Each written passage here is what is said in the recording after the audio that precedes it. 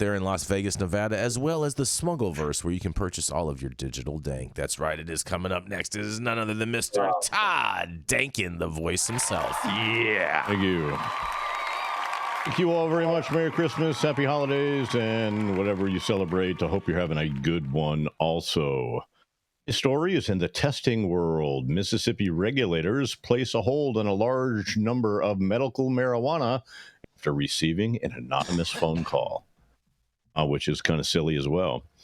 After an anonymous phone call alleged that Rapid Analytics cannabis testing lab was not conducting the proper procedure for pesticides, Mississippi State Department of Health placed an administrative hold on all medical cannabis products that underwent testing at the Natchez, Mississippi-based facility, based on what Mamie Henry said, who is a lab spokesperson.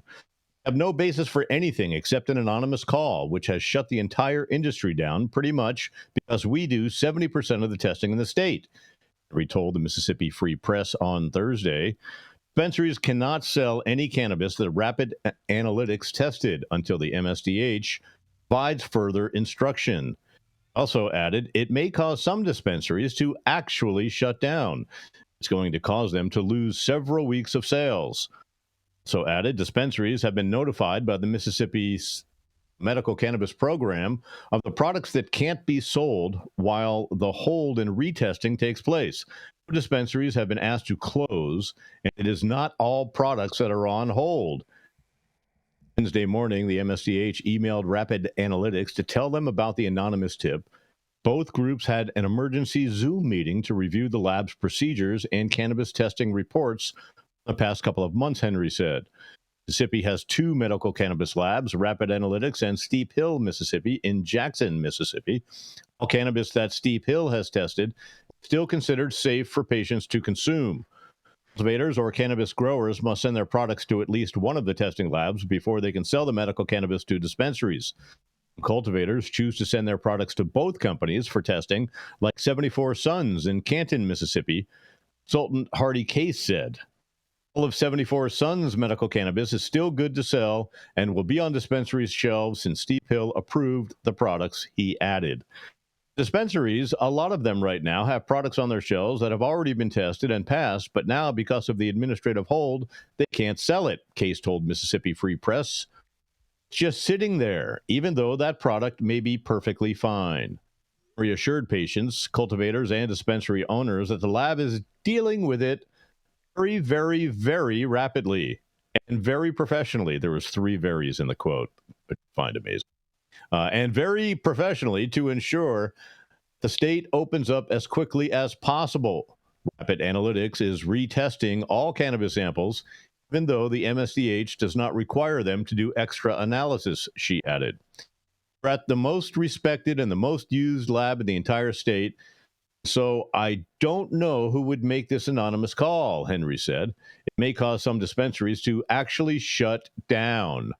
Getting into the Mississippi medical cannabis industry is an expensive, difficult process. Having issues from one of the state's 2 testing labs can be detrimental to patients and dispensaries. Case also had so many hurdles to jump through as a state and as an industry as a whole in Mississippi. So it's just really disappointing that whatever happened with Rapid Analytics wasn't handled immediately and rectified so the patients wouldn't basically be hit with a huge shortage. Industries and cultivators are waiting for guidance from the MSDH. And they say that provided everything to the state they requested, and everything they are doing is correct. And product delays or recalls is never optimal, but Case said the improper protocol claims not have come at a worse time. Henry said the complaint seemed to be strategically timed with Christmas this week. So the holidays are approaching. Case said patients are trying to stock up on cannabis. They might have trouble finding it at their local dispensary. According to Case, said, I've talked to one of my employees this morning. He went to a dispensary locally and they didn't have any product. May cause some dispensaries to actually shut down. They're really driving this point of this might actually shut down dispensaries. Mississippi Medical Cannabis Program issued a statement on December 21st informing patients the medical cannabis product on hold. It said, protect the health and safety of medical cannabis patients. Administrative hold has been placed on large number of medical cannabis products. Retesting can be conducted to ensure the various products meet regulatory standards. Also added, the Mississippi Medical Cannabis Program is taking swift action to address the situation, with retesting being done as quickly as possible. Another problem with testing labs in the industry. I'm Todd Dankin with High at 9 News. But honestly, an anonymous call to shut down, anything without an investigation, in my opinion, is ridiculous. Right? And honestly, if you're auditing lab data, it's really simple because you look right on the instrument, make sure whatever's on the instrument is, reflected on the COA. So it is an easy audit trail that you can find out if someone is cheating, and to close down and put all of these dispensaries out of business out the investigation is silly. And honestly, the only way they can prove that they're doing everything right is to retest it, but retest exact same samples. So whatever it is they have left over, not brand new samples from the facility. Anyway, what do you guys think? Todd, man, oh man, I'm willing to bet that this anonymous caller isn't so anonymous. Oh yeah, you think it's another lab calling the other lab who had 70% of the market share? I think it definitely smells something like that, or maybe it was some regulator that just wanted to close the whole thing down, and they had it called in. This sounds eerily similar to what happened to Veritas Labs in Michigan. When they had that $250 million recall that was not founded by anything, and then they attempted to sue the state, and the state shut that lawsuit down, claiming that it's not federally legal. So you're shit out of luck. Yep. This does a lot sound like that. In previous life, when in between being a total teenager and a 20-something, there was a chapter where I was a rave promoter. And I used to get all the permits and deal with the police and get these permits to do these. We call them electronic music. I can totally see. I would love to see. I would love to see some flip phone video footage of Yarrow Kubrin in the black lights. I want to see Yarrow selling glow sticks and $20 waters. There's a place in Denver called the Synagogue. Or raves. That was probably you. I was a little bit on the food chain in terms of the glow stick sales, but I executive produced about 18 of these. But it was a rough and tumble time, and even though we got permits, it was a full contact sport, and people would guard a date. And if they didn't want anybody else's events happening that Saturday night, they'd do anything they can. And one of the techniques that they would do if there was a competing party is they would call in and say that there was a bomb at that other party. Because the police couldn't not take this bomb threat seriously. They'd go to this event, they'd shut down the music, it would ruin the vibe for 15 minutes. A bunch of dogs would come through or something. And it was a pretty despicable way of blocking your competitors, right? I can't imagine what happened with this unsubstantiated claim. I could just see it like a 12-year-old with one of those Radio Shack voice changers.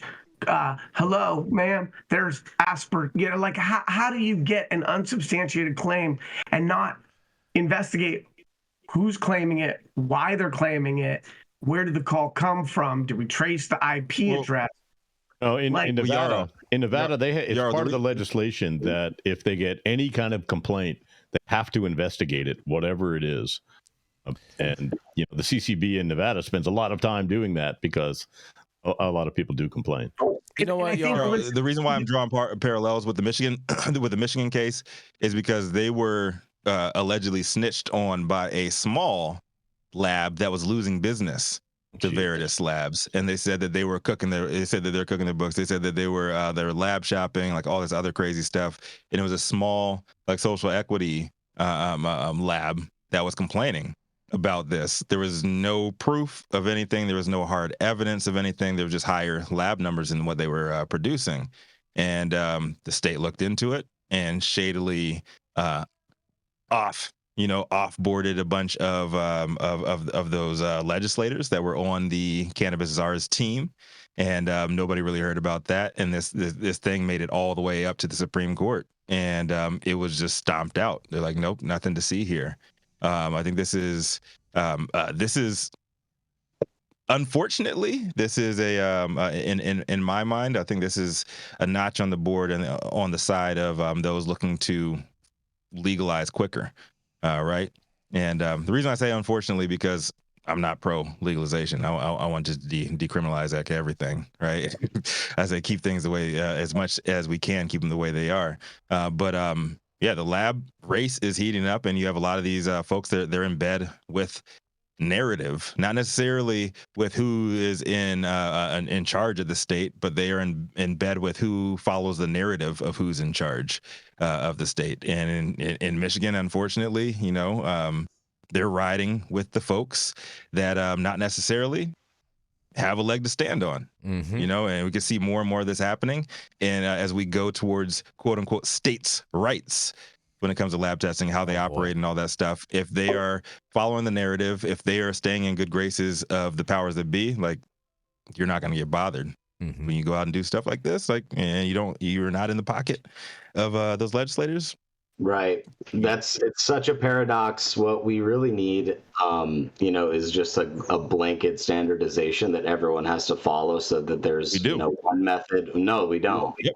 There's not one method for running all of these. Yeah, but the flip side to that is there a blanket methodology for growing weed, right? No, but that doesn't matter. It's the lab testing. What do you mean it doesn't matter? Political quantification of these things that's fucking all this up, right? It's like I'm all for standardization, but in your cannabis grow, you go to the lab to verify your product. So you can spend $5, you can spend $5 million making your grow, but that lab holds your entire business in its hands. So if there's not one blanket methodology to conduct testing on all these, to calibrate instruments, to do sample preparation, all these things, Todd, there's going to be these variables, and it's going to, and someone's business hangs in the balance. That's fucked. Right. So if you don't have, I totally agree, and we take that very, very seriously. Yeah. Right? Yeah. And some labs do, some labs don't. We definitely do. You're right. I commend the states that are trying to do that, but it's tough. I'm all for standardization. I just don't think it's an easy task to make happen. Right? There's different brands of instrumentation. What if I want to buy this and you want to buy that? That's why we all have to fight for higher different companies that sell standards. I've tested different company standards that were 10 or 12% off. Don't test my standards, please. Those are very near and dear to me. But what I would just say is that you have standards. You have standards. Separate from standardization and ISO 17000 and whatever, and how long it's going to take until everybody does things the same way, there should be a standard for what we do when there's an allegation and there's no proof yet. And how do we protect the supply chain? Because the end goal is protecting the consumer. Is the consumer protected by something that's an overreaction? No. Is a consumer protected by something that's an underreaction? No. And so it would just be nice if they had a SOP for when they received an allegation and they did some additional spot testing. But if there's no smoke and there's no fire, and it only takes one nefarious call to shut down a supply chain, it's too sensitive, and it has the ramifications can be too large for new All right, you should go be Diddy's lawyer, bro, with that explanation, bro. You should go be Diddy's lawyer. He could use you in court. But let me say, there are SOPs for this. It's what does the lab say? What does the quantification of that data say? That's the problem. So the chicken, the egg, the cart, the horse, same. It's like we gotta take care of one. Look, there's good doctors and good lawyers, and bad doctors and bad lawyers, and good growers and bad growers, and lab guys and bad lab guys. I mean, there just are, right? I mean, labs that you look, it's a THC war in California. Can you get accurate results in California? Can you?